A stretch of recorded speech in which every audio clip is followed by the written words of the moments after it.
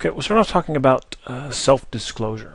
And self-disclosure is relevant to the humanistic approach in many ways. But one of the things that I always think of when thinking about self-disclosure in humanism is the emphasis that the humanists put on genuineness, right? Seeing it as a key aspect of healthy relationships. And frequently we think about this being, okay, yeah, that's an important part of therapeutic relationships. But really, if you pay attention, you see that they're talking about how any relationship can be therapeutic, can be growth promoting, right? Outside of therapy, the way you are with your kids, your spouse, your friends, if you have those characteristics of genuineness, empathy, unconditional positive regard, you'll promote growth in them and in yourself. And to be genuine requires self-disclosure, right? So it makes sense. Okay, well, let's look at the research on, well, what do we know about self-disclosure? Does it seem to be good for you? And do people do it outside of therapy? And yeah, of course, it seems to be a naturally occurring thing that people, they don't just go up and tell strangers their deepest, darkest secrets. And if they do, we think something's wrong.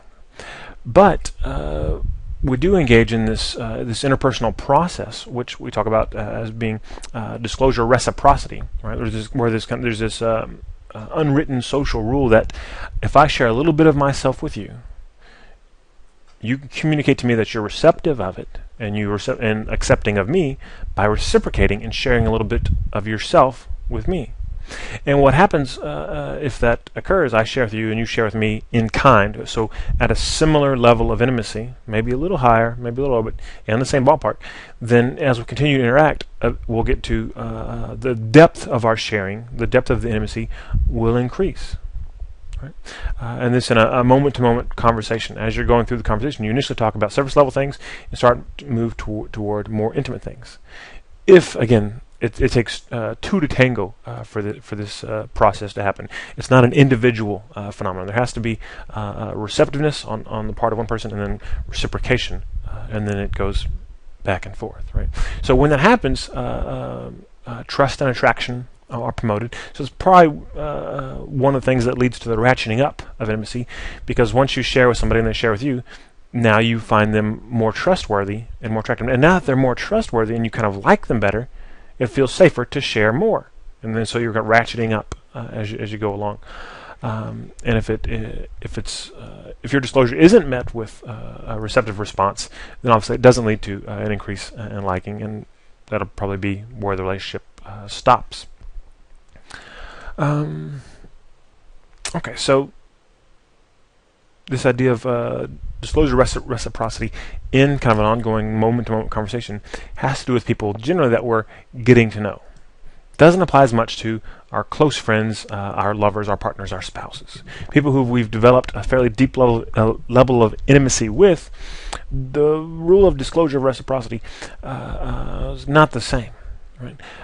If your best friend calls and says, "Oh my gosh, it was such a horrible day, I need to tell you all about it," they're not going to be offended if you don't then in turn say, "Oh, me too, let me tell you about my horrible day." In fact, they might not want to hear it right then, right? Because now there's a level of intimacy built up, and it's okay for me to share with you, it's okay for you to share with me, but we trust each other enough that we don't have to ratchet up slowly, right? Doesn't mean that reciprocity isn't important among friends and lovers. It's just not as important in that moment-to-moment conversational way. Over the long term, even after intimacy has been established, if one member of a relationship continues to self-disclose at an intimate level, and the other person stops self-disclosing, so not just in a conversation, but just never stops talking about their feelings, the relationship will suffer. Right? Because for relationships to be healthy and to work, there needs to be a perception on the parts of both individuals that there's an equal give and take. And so that reciprocity, the time frame changes for friends and lovers than from people you're getting to know. But it's still there. There's still an expectation that if I share with you, you will share with me. Just not necessarily in the same conversation. From research, we also know about the relationship between self-disclosure and gender roles. In general, women self-disclose more than men. and probably people who are score higher measures of femininity, so on the gender role of feminism, would self-disclose more than people who are lower, and people who are more masculine probably self-disclose less. Right. So there's a gender difference. There's a sex difference, and part of that seems to be because self-disclosure is in some ways tied to your gender role. And gender role is the combination of a complex interacting set of expectations the society has for you related to your biological sex. Okay, if you're a woman, you should be this way. If you're a man, you should be this way. And all those things that are this way, that's your gender role. Boys don't cry. That's a gender role thing.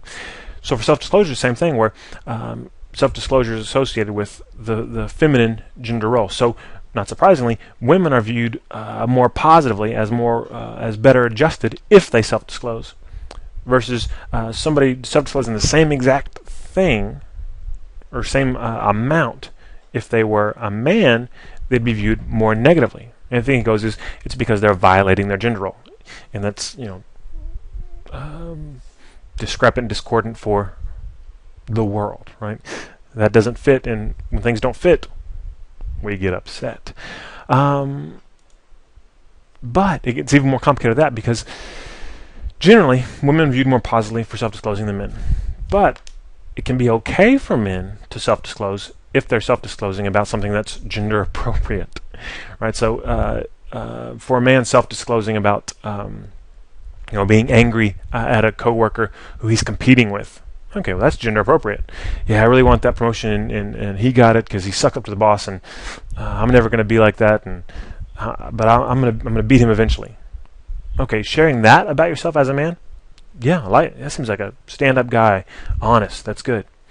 Now, a woman who discloses that same thing, kind of aggressiveness and competition, viewed negatively because that's violating her gender role, right? Versus if we're talking about self-disclosure about feeling inadequate as a parent. Okay, now that's okay for a woman to talk about. Not so much okay for a man. He's viewed as more negatively, as less well than a woman who would talk about something that's more consistent with her gender role. That being said, we have seen increased flexibility in gender roles over the past several decades. If you look back at the older research on gender roles, and people's rating of liking and kind of basically how upset people get when reading about or viewing people who violate their gender roles. People used to get pretty upset. In more modern research, people get less upset. We don't find as big effects of gender roles as we used to. Not to say that gender roles aren't still very strong, but they're not as strong as they were. They're more flexible, where they're a bit broader. So, and obviously several social and economic things probably factoring into that. But so, just as a side note, gender roles are not by any means fixed, and so these findings may be different for future generations. Okay. What about self-disclosure of traumatic events? So talking about bad things that happened, or just things that memories, events that are associated with negative emotions, especially if they're things that you try not to think about. They're secrets, or they have any kind of shame attached to them, where you haven't shared them with others. It seems to be good for you to do that, to share. And what's really interesting, though, is that it's good to share, to self-disclose, even if it's not to another person. And a lot of this research comes out of Daryl Bim's work, who's down at UT now, I think, having people write about traumatic events or about secrets. And they can do it anonymously, where nobody will ever know it's them. So they're not really disclosing to another person, right? Where somebody connects the story with them. But the effect is still there. And the effect is not just psychological, which is important. People feel better when they self-disclose about traumatic events and events associated with negative emotion. And that's important, and that's probably why therapy is helpful for a lot of people. It also has an effect on your physical health. Right?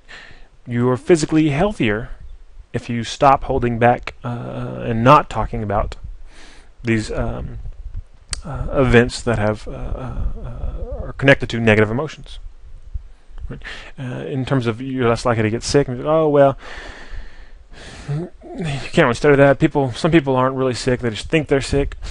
But when they've gotten down to a very kind of biological level, looking at immune system response changes. Right, the number of white blood cells in your blood changes for some people after they self-disclose these negative events versus people who write about or talk about other stuff.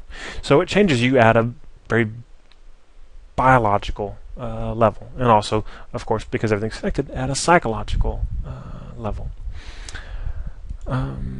Why is it so? Can it be so transformative? Well, the thinking is, and something that's again hard to prove, but that it's because it takes a lot of energy, psychic energy, physical energy, however you want to think about it. It takes effort, cognitive effort, to not think about these negative events.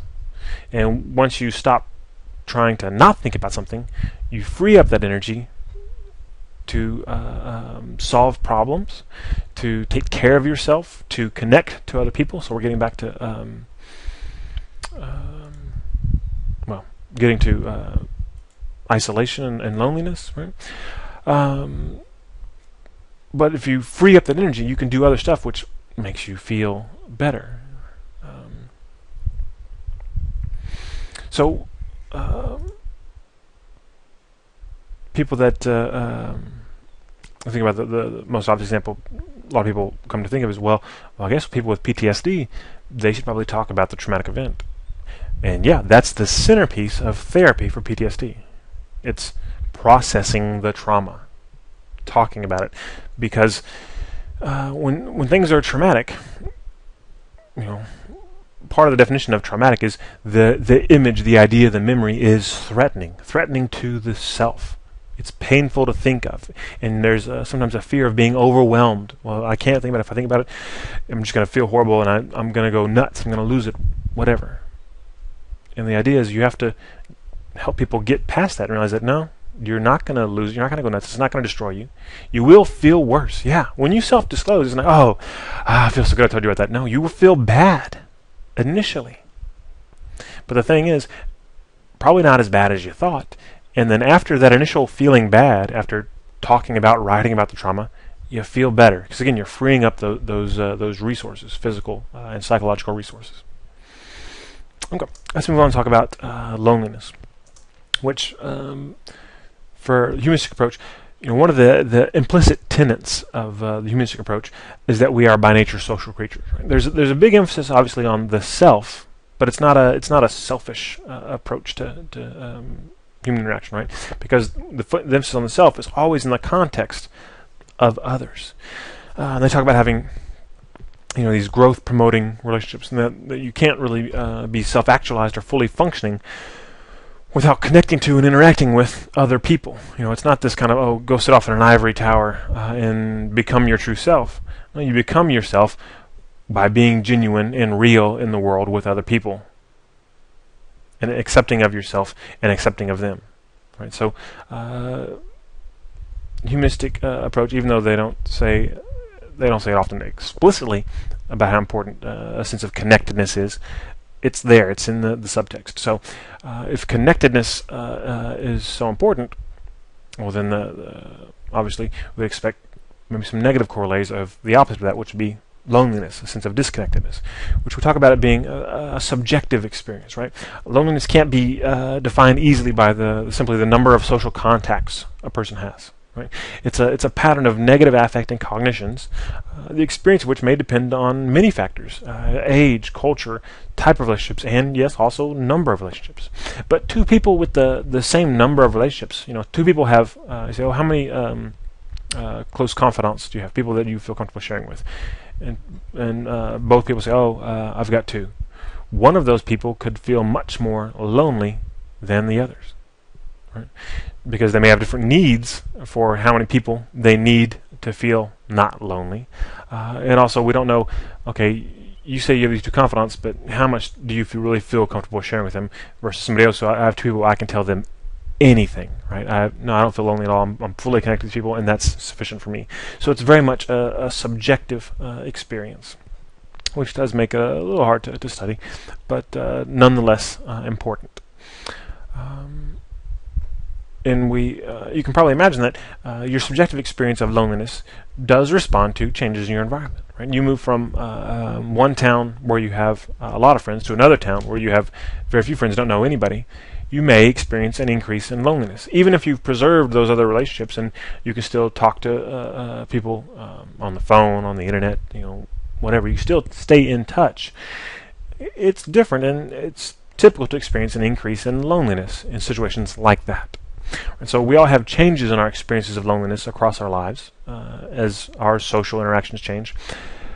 But it does seem to be kind of related to personality, in that there seems to be a stable level of loneliness that seems to be typical for some people. So average across experiences, how lonely do you typically feel? And that seems, again, relatively stable, which makes it seem much more like an aspect of personality rather than just an emotion.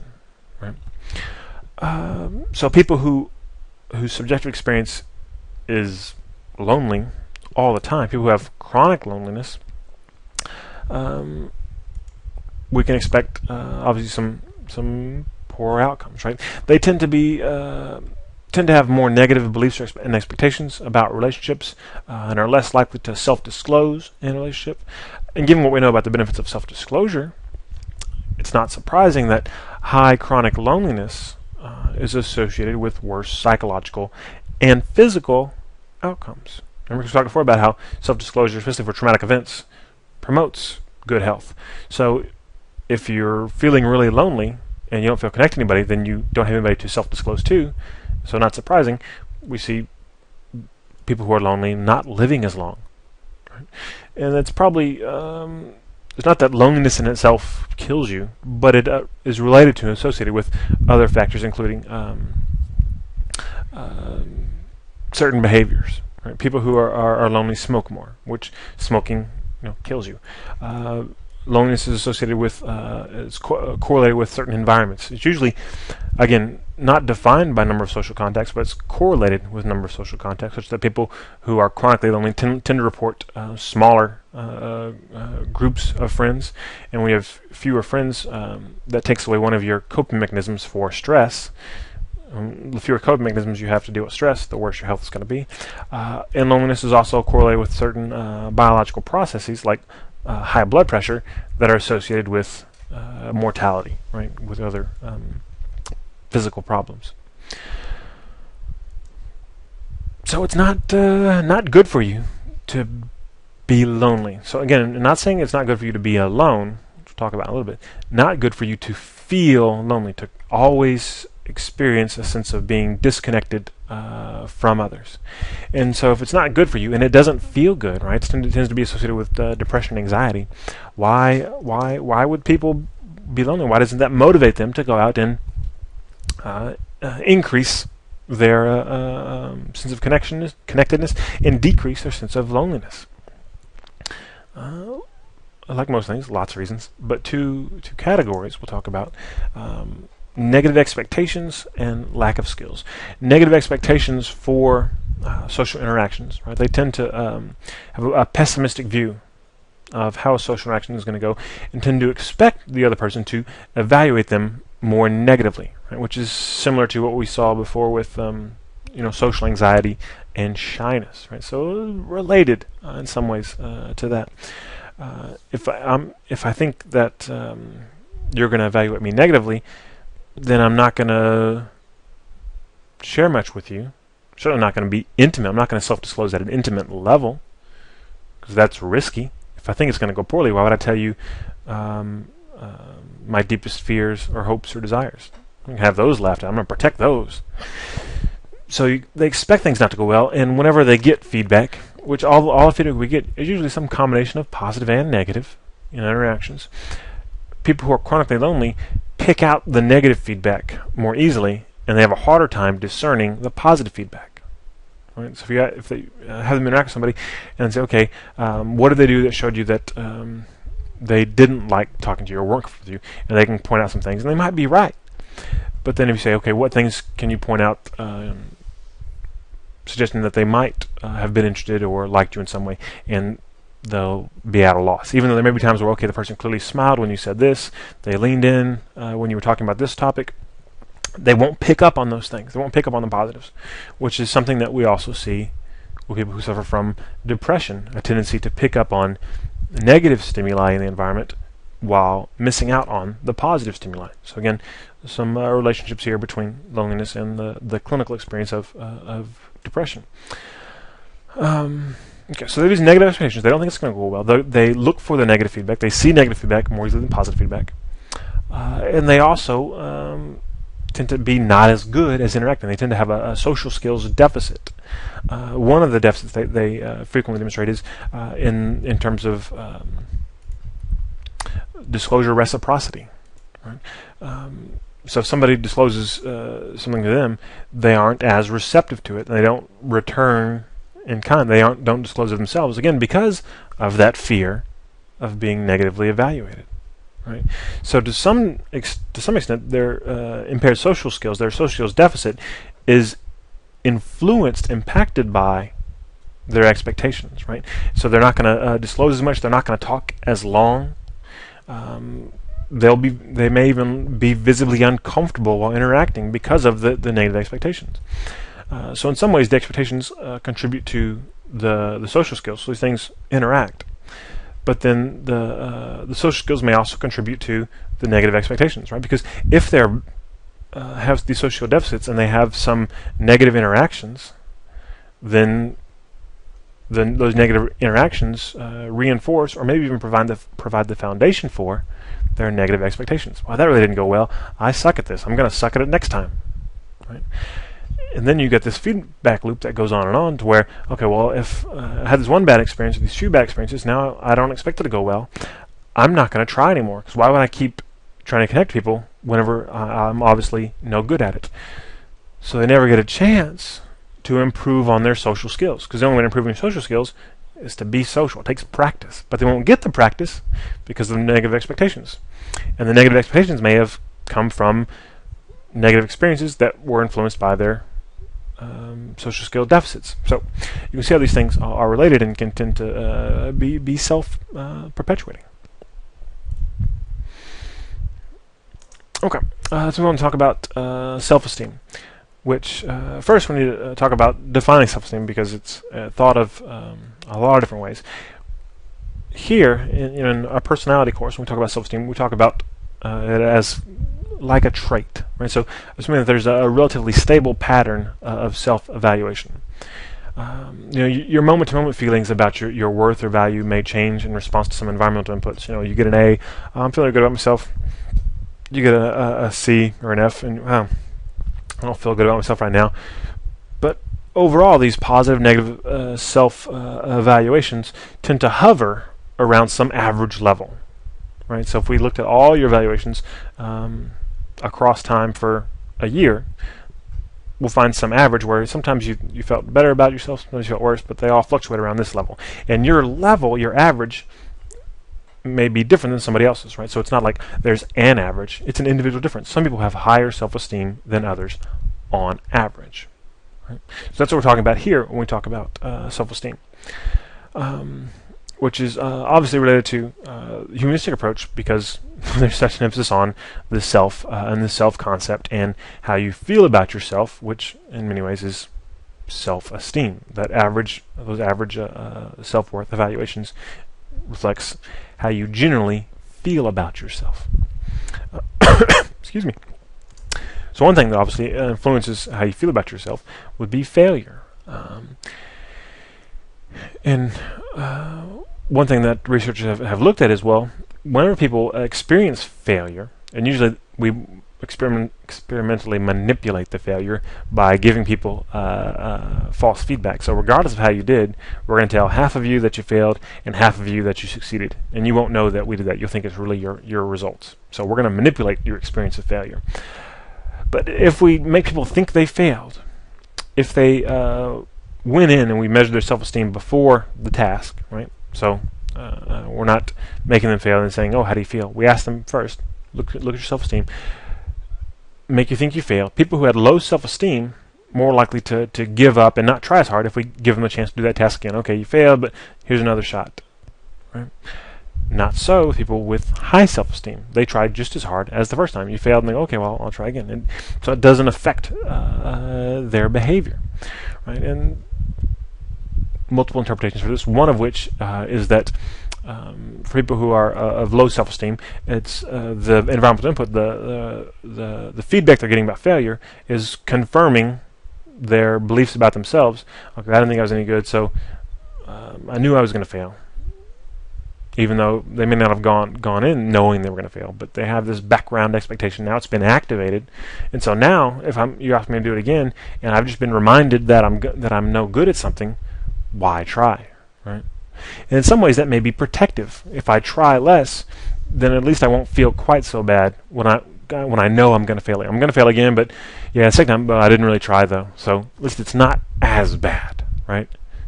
Because if you know you're going to fail and you have low self-esteem, and you try even harder, now you're going to feel even worse if you fail again. So I'm going to protect myself by self-sabotaging and pulling back. Right? Versus people with high self-esteem, again, they try just as hard. And they also use cognitive strategies to maintain their positive view of self.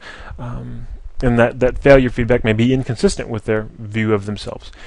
But if they believe it's accurate for that task, one thing that they'll do, one cognitive strategy they'll use to maintain an overall positive sense of self is they'll think about their strengths in other areas. Oh yeah, I sucked at that test, but man, I'm really good at this. Right? And so because I think about how good I am at something else, you give me another chance to do the same task.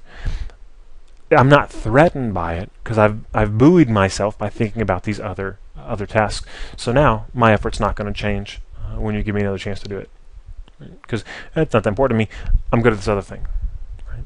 Which brings us to this other idea of contingencies of self-worth, right? Which aren't the same thing as conditions of worth, which we talked about before with some of Rogers' theory, which conditions of worth come from others. The contingencies of self-worth are from the self, right? They're areas that an individual uses to define their self-worth. So it's, what do I need to be good at in order to have positive self-esteem, right? So there are several different things that you can base your self-esteem on, right?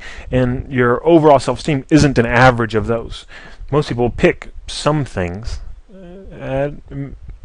debatable whether it's at a conscious or unconscious level, but they pick certain things that, okay, well, as long as I'm getting feedback that I'm good at this, or as long as I feel good about this area of myself, then I'm good. Oh yeah, I suck at this. Yeah, no, I can't paint to save my life. But it's not important to me to paint, so I don't feel bad about myself. Right? So if I get negative feedback about failing on that task, big deal. It's not one of my contingencies of self-worth. Okay, so I said it's not the same thing as conditions of worth, but they're probably related to conditions of worth. Because they're probably influenced by conditions of worth, right? So if a dad says to his daughter, I love you, you're so pretty. Even though those may be two separate messages, they are often received as one message. I love you, you're so pretty. I love you because you're so pretty is the kind of word that gets inserted in there in your mind. Okay, so your love, my worth is associated with my appearance, my attractiveness, right? And so to be loved by you, I need to make myself attractive. That's the condition of worth. And if that's the condition of worth for you, to be worthwhile in your eyes, I have to be this thing. It makes sense that then may become your own contingency of self-worth. So you'll adopt conditions of worth as contingencies of self-worth. Okay. We also know that people's contingencies tend to be areas that they excel at. They do well in, right? But again, to say that somebody does well in something, for many of those things, doing well involves feedback from the environment that you've done well. How do you know you're a great athlete unless people have told you you're a great athlete? So in many ways, those you could see how contingencies of self-worth might be based on conditions of self-worth. So if you're a great athlete growing up, you're a little kid and you have great athletic potential, but it's not valued by others, that may not end up becoming your own contingency of self-worth. Right? So there's a relationship there between those concepts. And what your contingencies of self-worth seem to matter for psychological health. People whose contingencies are based on controllable things tend to have better psychological health. Right? If you base it on something like appearance, and not just appearance, but when we talk about your contingency being appearance, it's getting feedback from others that you look good. If that's the basis of your self-worth, you might be in for a rocky road, because people giving you feedback about how you look is influenced by a lot of things, many of which are beyond your control. Right? If somebody's in a bad mood that day, they may not comment on how pretty you are, on how handsome you are. Right? And there may be some days when you have a bad hair day. Right? And so if your core sense of self-worth is going up and down based on environmental feedback, that tends to be associated with poor psychological outcomes. One more thing about self-esteem, as we talked about at the beginning of this course, there's a strong Western bias in our research and in this course when talking about the psychology of people. We're talking about generally the psychology of Western people, because culture, there's important cultural variables related to self-esteem. Differences in what influences how we feel about ourselves. There are differences in how we feel about ourselves based on our culture. And again, think about that dichotomy of individualistic versus collectivistic cultures. Right? In an individualistic culture, the idea is I'm good because I do well, generally. Right? In a collectivistic culture, you may think, okay, so it's I'm good because we do well. Sorta, but really, and this is hard for many of us in an individualist culture to wrap our heads around, it's not so much I'm good because we do well, it's we're good because we're in harmony. Right? So there's not even that much of an emphasis on the self, right? The self as a part of the whole, of the community, of the group. And if the group is working well together, then that's valued and that's good and that's satisfying, regardless of what's being attained. Right? It's not about getting stuff so much. It is some, but not as much as in an individualistic society where the only way to prove worth of an individual is relative to others. There's inherent competition, and for competition you must attain things. Right? It's not about being in harmony or in union with others. So a lot of stuff we've talked about regarding self-esteem and a lot of the research is limited in applicability in terms of external validity. It only applies to people who identify with an individualistic culture. Right? So does that mean that somebody of Asian descent doesn't apply to? Depends on what their culture is, right? Because remember, ethnicity and culture are not the same thing. Somebody who lives in China, it doesn't apply to them. Somebody who their great-grandparents live in China and great-grandparents moved over here, and across generations they've become more acculturated to Western society, they're probably going to be more similar in terms of measures of self-esteem to other people from our culture and now their culture because they've adopted it.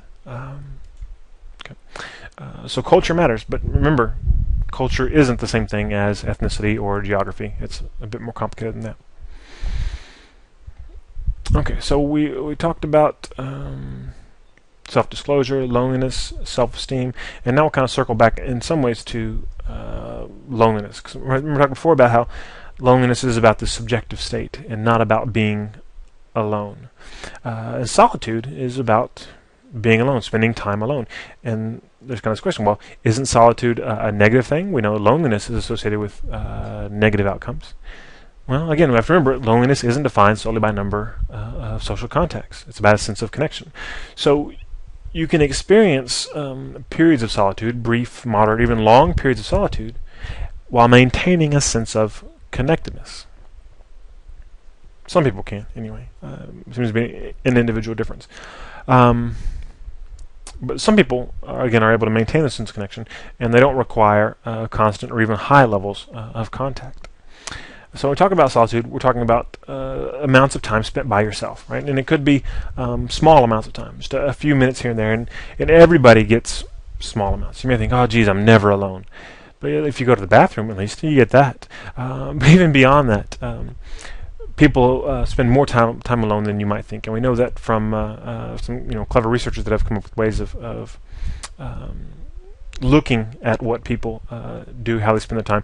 They give you a pager, and then they randomly will set it off, and you write down what you're doing. And by doing that kind of moment sampling, they found, wow, people spend a good bit of time not with others. And you may not think about it because usually you're busy. You're not sitting there contemplating the meaning of life for most of us.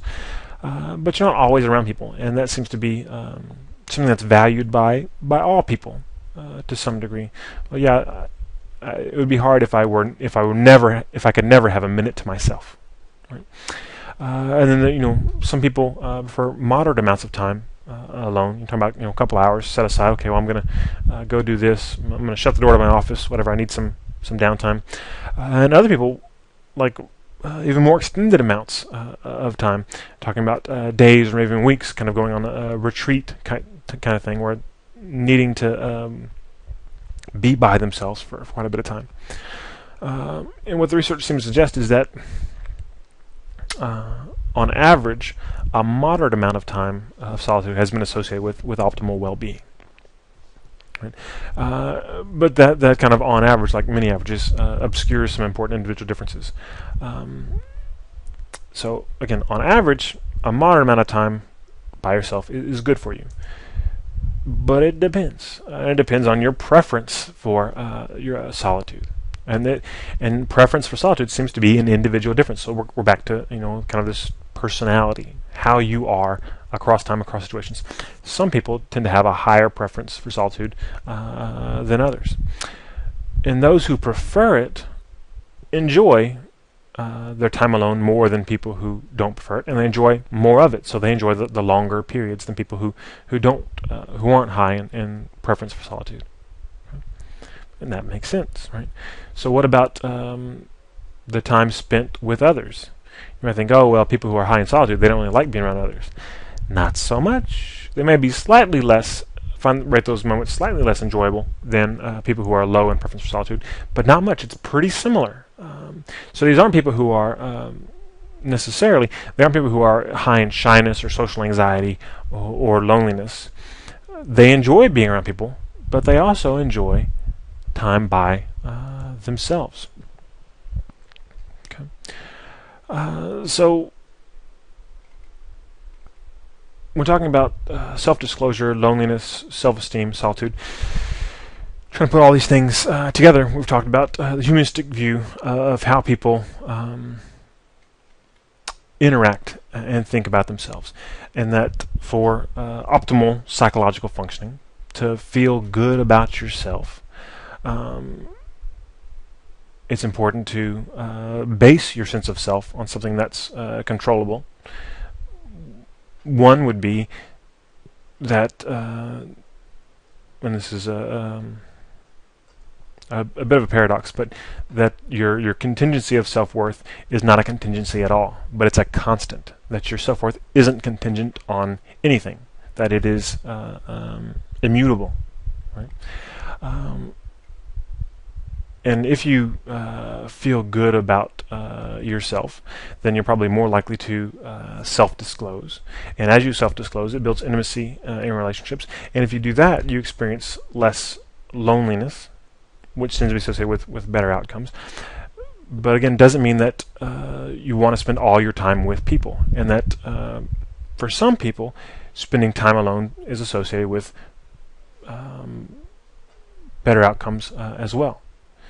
But that's not at the sacrifice of not interacting with people at all. So having good interactions with people, but then also having quality alone time.